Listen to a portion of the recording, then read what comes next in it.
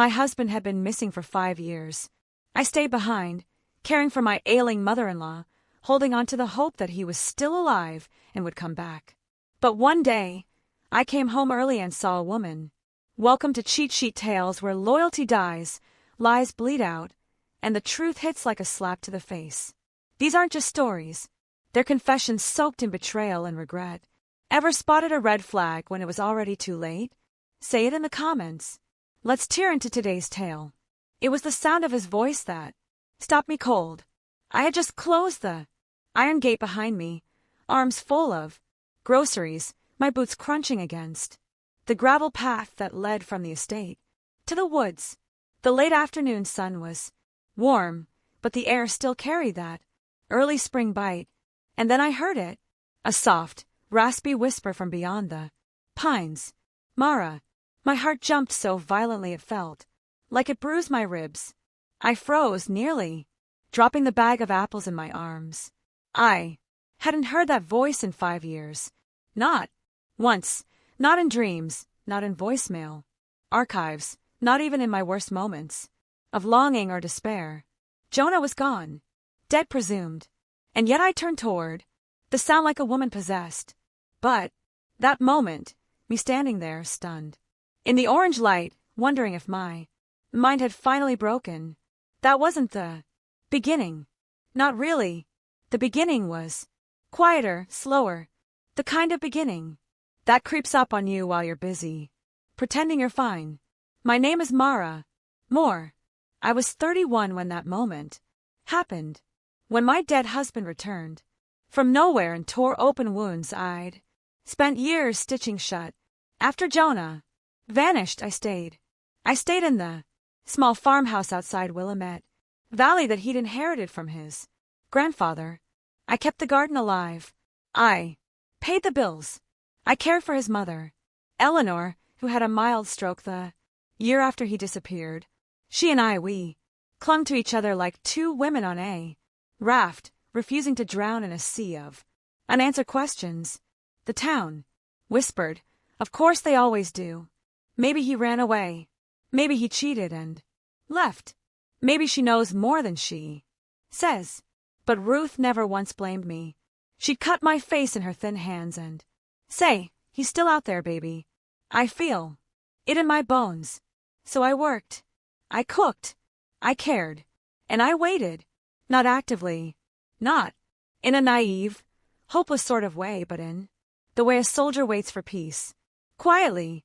2 years ago, I took a job as a housekeeper at a private estate owned by Miss Rebecca Linwood, a wealthy, discreet woman who didn't care about my past as long as I was efficient, invisible, and could sew like magic. I wore 3 hats there: housemaid, seamstress, and occasional personal assistant. The pay was under the table, but generous. No benefits, no security, just cash, trust, and silence. Every morning I'd leave the house by 7, walk 15 minutes to the bus stop, then ride into the hills to where the Linwood property sat, nestled between vineyards and evergreens. After my shift, I'd return home, cook dinner, prep Ruth's mess, and maybe if I wasn't too exhausted, read a few pages of whatever romance novel she had lying around. I didn't have a life. Not really, but I had routine, and sometimes routine is enough to keep you from collapsing.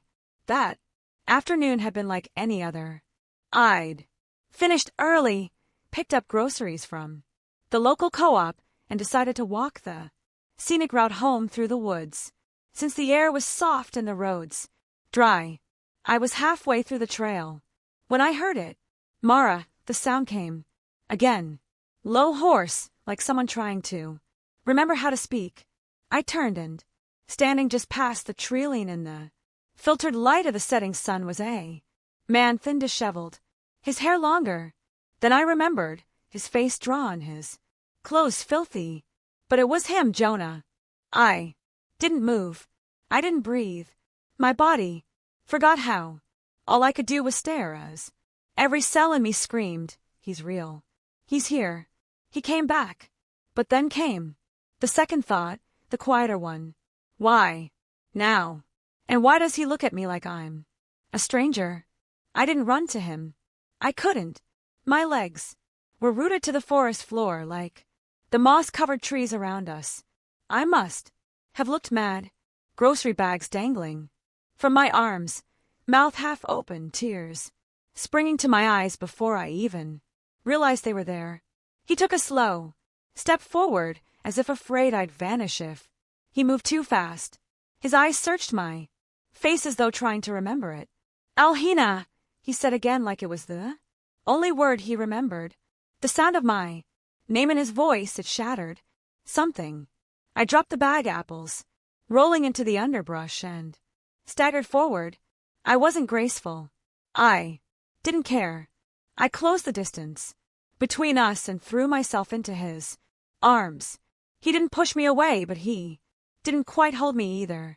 His arms hovered for a moment before settling awkwardly around my waist, like he'd forgotten how to hold someone who loved him. Where have you been? I gasped against his chest. Do you know what you've done to us? Do you even know what day it is? He didn't answer. He just whispered, let's go home, please. So I took him there. We walked in silence down the gravel path, past the hedgerows I had trimmed, the shed I had painted, the wooden gate I had repaired. With Ruth last summer, everything felt surreal. I kept glancing at him, afraid he might disappear again, but he didn't. When we reached the porch, I pushed the screen door open and called out, Eleanor, Mama, you need to come out. Here.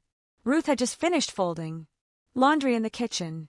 She stepped into the hallway, wiping her hands on a towel, her thin white hair pulled back into a neat bun. She saw him and froze. The towel dropped to the floor.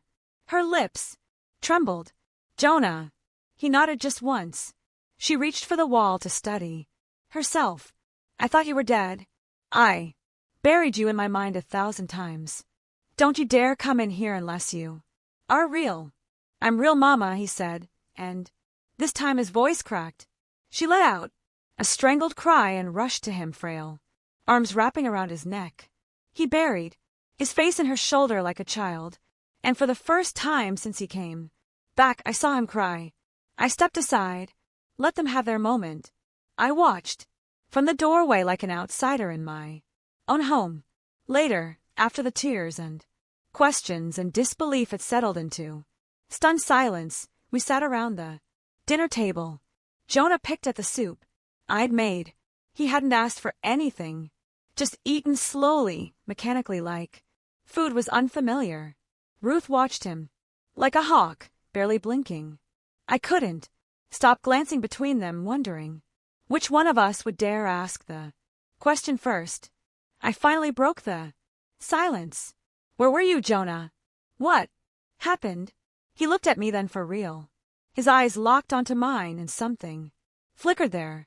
Guilt, maybe, or regret. I'll tell you everything, he said quietly, but not tonight. I'm not ready. That should have been a red flag, but I was too exhausted to push, too desperate to believe this wasn't a dream. I cleaned up the table. I put Ruth to bed. I laid out fresh towels for Jonah and set up the guest room, even though we both knew it used to be his. When I finally climbed into bed, my chest tight with 1,000 questions, I turned off the light and whispered to the dark. He came back. He really came back. But even as I said it, I could feel it. That quiet, gnawing thing inside me. Something wasn't right. It took him 2 days to tell me. 2 days of quiet glances, shallow conversations, and long silences between sips of coffee. Jonah spent most of his time sitting on the porch with a blanket over his shoulders, staring into the trees. Ruth hovered around him like a ghost, afraid to touch him, afraid to let go. On the third evening, I handed him a mug of tea and sat across from him in the living room. The wood stove was crackling, casting flickers of orange against the walls. Outside, the valley was already cloaked in fog, and everything felt like it belonged to another world. Talk to me, I said, gently. I need to know where you've been, even if it hurts, especially if it hurts. He didn't look at me right away, but then he nodded slowly as if surrendering to something that had been chasing him for years. It started at work, he said. You remember the logistics firm? Things were falling apart, big shipments vanishing, clients pulling contracts. The owner thought someone was leaking routes or stealing inventory. I remembered he'd come home, tense every night, rubbing his temples, muttering about mistakes that weren't his. Then one day, he continued, my boss told me to meet a delivery truck at a different location. Said it was safer. He gave me an address near the old industrial zone off Highway 22. I felt my stomach tighten, the one behind the chain link lots. He nodded. I should have known, but I didn't want to lose my job, so I went. It was late afternoon. Sunny, I remember that clearly because the sun was in my eyes when someone hit me from behind. I closed my eyes, breathing slow, my heart pounding like I was the one being attacked. When I woke up, Jonah whispered. I was in the back of a truck. My hands were tied. My head felt like it had been split open. They must have drugged me, too. Everything was hazy. I couldn't think straight. He paused, his fingers trembling around the mug. I reached over and held his hand, and this time he didn't pull away. They took me to a compound. I don't know where. Somewhere deep, remote. No cell signal. No traffic noise, no nothing. Just trees, fences, barbed wire. It was surrounded by greenhouse tunnels like a nursery, but not the kind people visit. On Sundays, he exhaled hard, eyes unfocused. They told me I owed money, that I had to work it off. They didn't say how long. They didn't explain anything, just uniforms, orders, food, rations, and rules. I wanted to interrupt, to ask who they were, why him, but I knew the answers wouldn't help, so I let him go on. There were others, men, women. Some had been there for years. They called it the farm. We weren't allowed to talk much, but I met one girl, Lila. That name hit me like ice down my spine. I tried not to react. I failed. She was young, barely 20, naive as hell but smart. She wasn't like the others. She noticed things. She figured out the guard schedules, watched where they kept the phones. My throat was dry. She helped you escape. He shook his head. She helped us all escape, but not directly. One day while distracting one of the guards, she snatched his phone and sent a single message to her father. Turns out he's a doctor, a powerful one with contacts. He raised hell with every agency you can think of. 3 days later they raided the place. And you? I was in the greenhouse. I saw the vans pull up. The men in black storm the buildings. I didn't move. I just watched. Then Lila grabbed my hand and pulled me toward a car I didn't recognize. Her father was inside. I tried to keep my voice level. So that's where you've been with her? No, he said quickly. They offered me a place to stay while the investigation was ongoing. But I told them I wanted to come home to you and to Mom. I wanted to believe him. I wanted to. But there was something in his voice that didn't quite land. She risked everything, he added softly. If it weren't for her, I'd still be there. I stood up. I need to take care of the laundry. Wait, he said, rising too fast. Don't go. Please. I didn't tell you all this to push you away. I stared at him. The man I had mourned. The man I had waited for. He was here, but pieces of him were still missing. And I wasn't sure if they would ever come back. Something changed after he told me, not in the way I expected. I thought I'd feel closer to him, relieved, like the truth would wash away the distance between us, but instead it only made the silence louder. In the days that followed, Jonah stayed. He ate with us, helped with yard work, even sat beside me on the porch swing in the evenings. But there was a stillness to him, a kind of emptiness that made him feel absent, even when he was right in front of me. He didn't touch me the way he used to. He didn't kiss me goodnight. If I leaned my head on his shoulder, he'd stiffen, like I'd caught him off guard. I told myself he was traumatized, that he needed time, that love could wait. But, deep down, I already knew the man I'd waited for was not the same man who came back. It all fell apart the following weekend.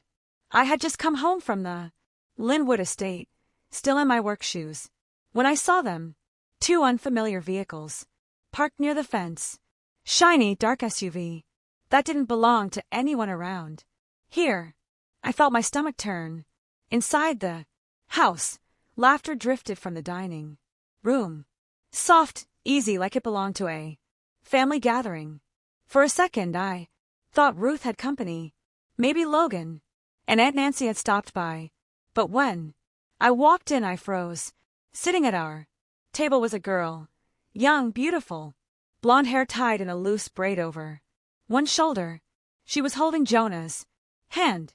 Next to her sat a couple, elegant, well-dressed, clearly wealthy. Her parents and Jonah. He wasn't looking at me. He was looking at her. I didn't say a word. I just stood there in the doorway watching it all unravel. Ruth turned around and saw me. Mara, sweetheart, I thought you were working late. Her voice trembled just slightly. I smiled stiffly. Apparently not late enough. Jonah finally looked up. Come in. I want you to meet someone, he said. It like we were strangers, like I was a guest in my own life.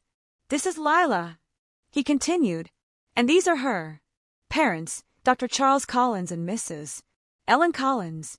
They're the ones who helped rescue us. Lila smiled at me with all the ease of a woman who knew she belonged. I nodded back, numb.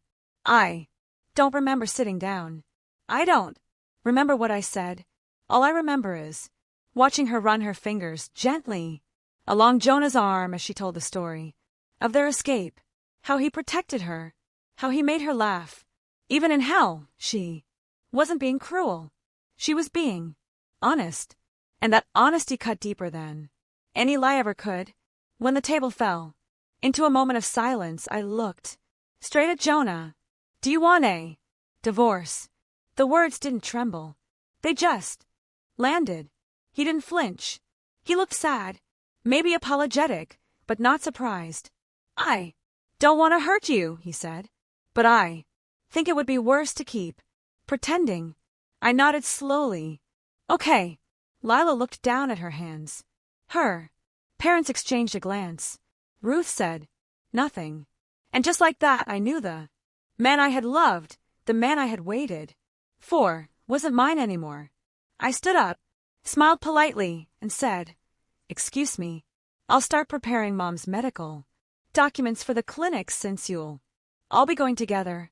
I turned away before anyone could see the tears, but they came anyway, not because he left, but because he never really came back. The days that followed were masterclass in quiet humiliation. Jonah didn't move out, not right away. He stayed in the guest room. Lila and her parents came and went, always polite, always smiling, always talking to Eleanor in those smooth, professional tones that wrapped cruelty in silk. They offered to move both Jonah and Ruth into a private medical facility outside Eugene.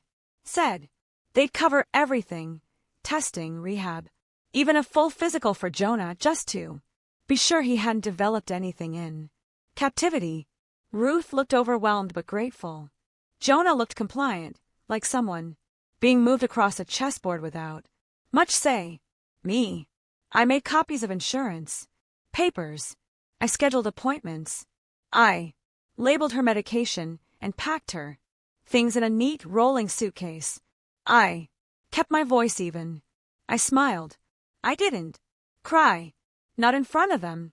Lila followed me into the kitchen one afternoon. She had taken off her shoes and was walking barefoot like she belonged. She leaned against the counter, holding a glass of water, watching me stack medical forms. "You're really organized," she said. I could never keep track of this stuff." I nodded. "Someone had to." She hesitated, then added, "I hope you don't hate me." I looked up at her. Her face was so open, so young. "I don't hate you," I said, "but I'd like you to leave the kitchen now." She blinked, startled, then stepped back, and left without a word. That night I sat with Ruth while she drank her tea. She looked older than I had ever seen her. Her hands shook. Her eyes were red. "Sweetheart," she said, "I'm sorry. I know this is wrong. I know what it looks like. But Jonah, he's my son and I can't throw him out." I nodded. "You don't have to explain. I get it." "No," she said, firmly, grabbing my hand. "You don't. Because if I were braver, I'd tell them all to leave. I'd tell Jonah to wake up. But I'm tired, and I think part of me is just relieved he's alive." Her voice cracked. "I didn't think I'd ever see him again." "I know," I whispered. She looked at me with so much guilt I had to look away. "I'm not asking you to forgive me," she said, "but if you need time, if you need to stay a while longer, this house is still yours." I smiled at her, soft and tired. "I'll stay until I find something. I won't leave you alone." "You're not alone either," she said. "At least I hope not." The next morning I packed a small bag and drove to my old apartment on the edge of town, the one Jonah and I had lived in during our first year of marriage. It had been rented out since then, but the tenants had just moved out. My Aunt Nancy had been managing it for me while I was away. I walked into the empty space with its cracked linoleum and faded curtains, and felt my knees buckle. I wasn't his wife anymore. I wasn't even part of his future, but I was still standing. And somehow that had to count for something.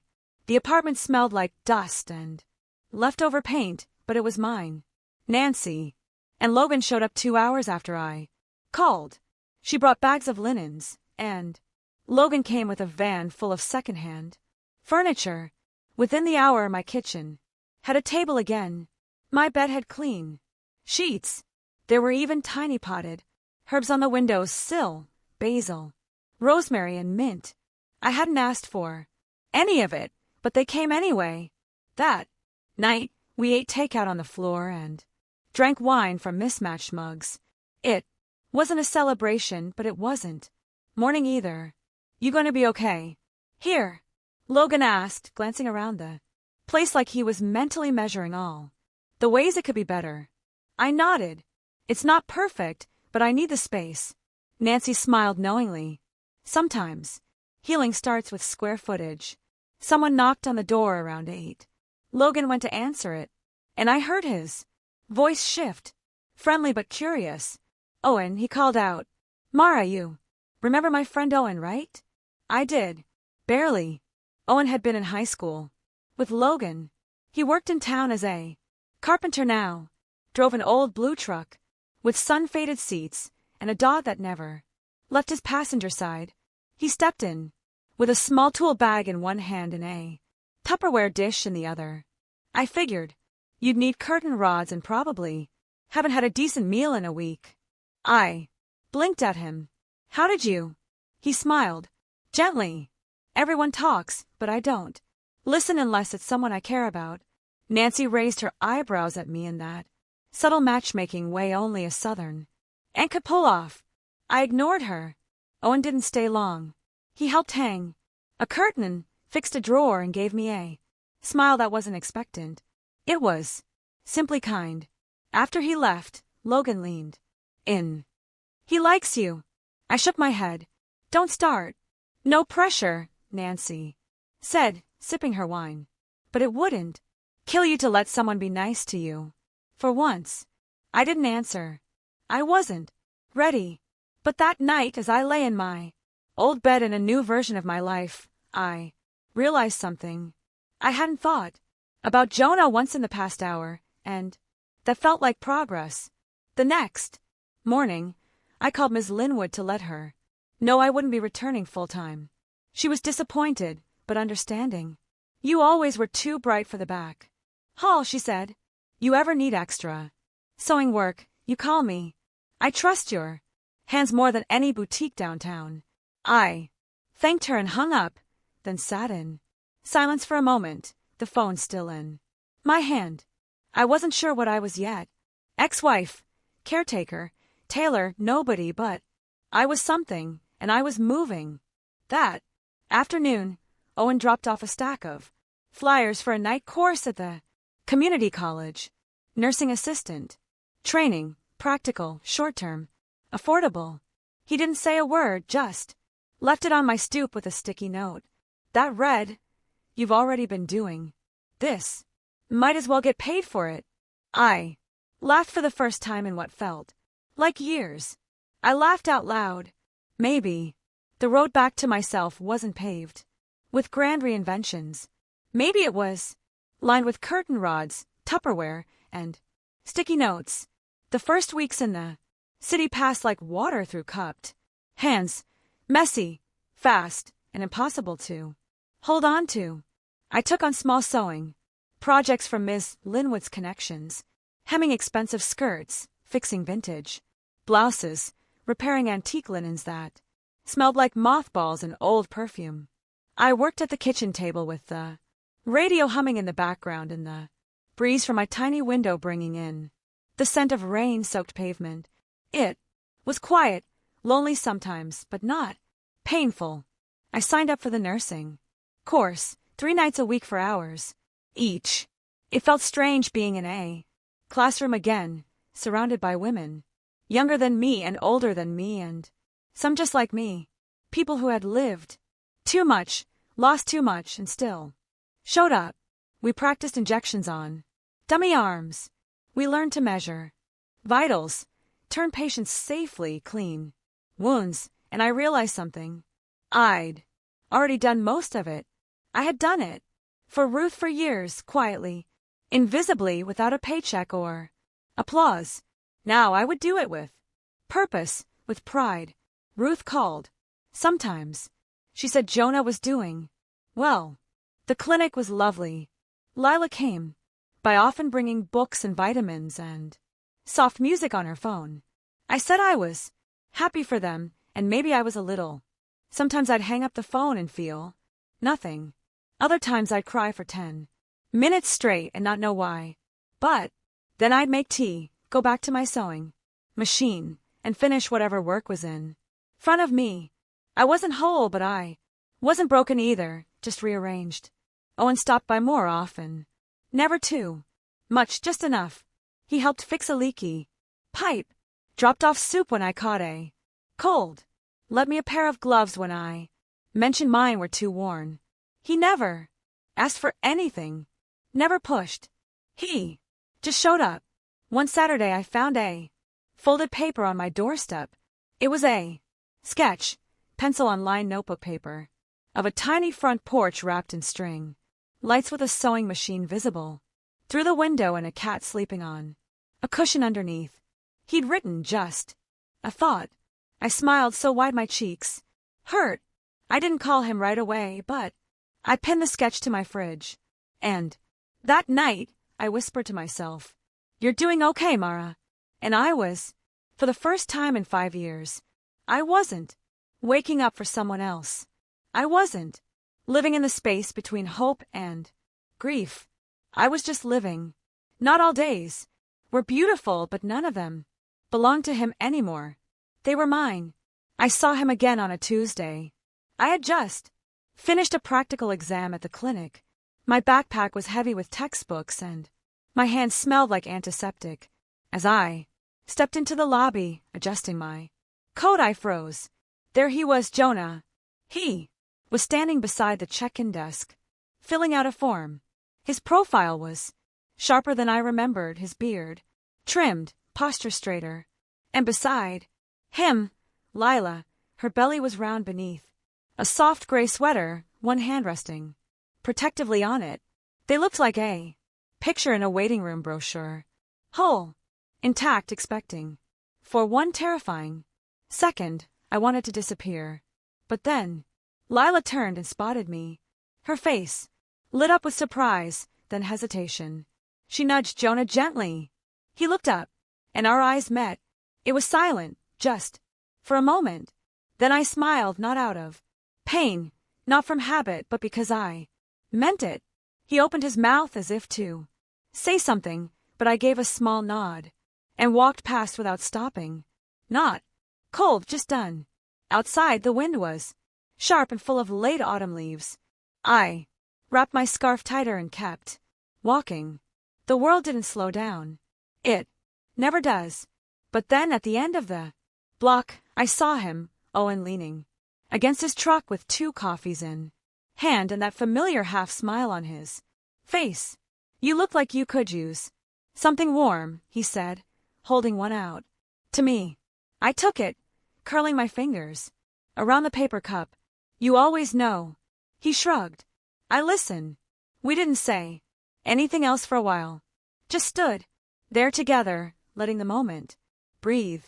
I didn't feel like I was standing in someone else's shadow anymore. I didn't feel like leftovers from someone else's story.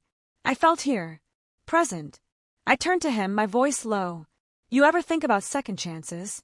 He glanced sideways. "All the time, even for people who never thought they'd deserve one." His answer was immediate, especially for them. We got in the truck and drove. Nowhere fancy, just out toward the edge of town where the trees turned gold and the air smelled like pine. As the sun sank behind the hills, I rested my head against the window and closed my eyes. I didn't know where life would take me next, but I knew one thing for sure. I wasn't waiting anymore. Not for Jonah. Not for closure. Not for anyone to give me permission. I had already survived the worst parts, and now I was free to begin again. Not as somebody's wife, not as the woman who waited, just as me, Mara. And finally, that was enough.